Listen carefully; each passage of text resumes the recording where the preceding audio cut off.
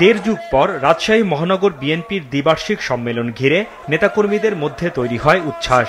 মহানগরের সাংগঠনিক 7টি থানা ও 35টি ওয়ার্ড কাউন্সিলর, ডেলিগেট সহ হাজারো নেতাকর্মী অংশ নেন।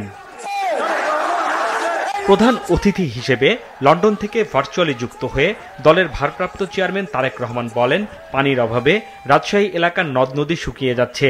পানির ন্যায্য হিস্সা আদায়ে প্রয়োজনে আন্তর্জাতিক আদালতে যাওয়া হবে। চারিদিকে মরুভূমি হয়ে যাচ্ছে ধীরে ধীরে। প্রিয় ভাই বোনেরা, আমাদেরকে চেষ্টা করতে হবে।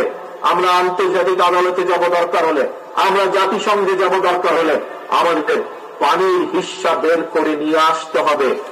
তারেক রহমান বলেন, পতিত স্বৈরাচার দেশের নির্বাচন, বিচার ব্যবস্থা, অর্থনীতি সহ সকল সেক্টর ধ্বংস করে গিয়েছে।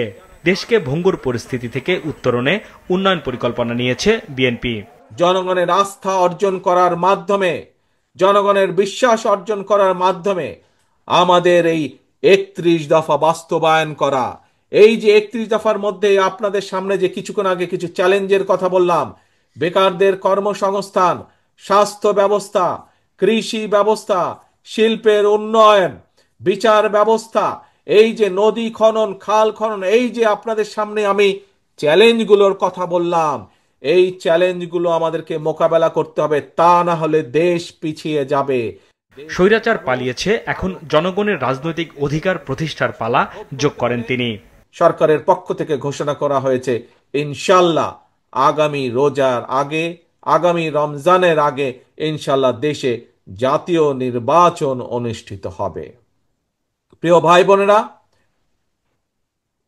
এই জাতীয় নির্বাচন অনুষ্ঠানের মাধ্যমে জনগণের অধিকারের প্রথম পদক্ষেপ বাস্তবায়িত হবে। নেতাকর্মীরা ঐক্যবদ্ধ না থাকলে দেশ পুনর্গঠন সম্ভব নয় বলে মন্তব্য করেন বিএনপির ভারপ্রাপ্ত চেয়ারম্যান।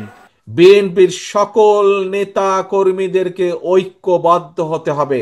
আমরা যদি ঐক্যবদ্ধ হতে না পারি, তাহলে আমরা ওই চ্যালেঞ্জগুলো মোকাবেলা করতে পারবো না। হাসনাইন তানভীর, মাছরাঙা সংবাদ, ঢাকা।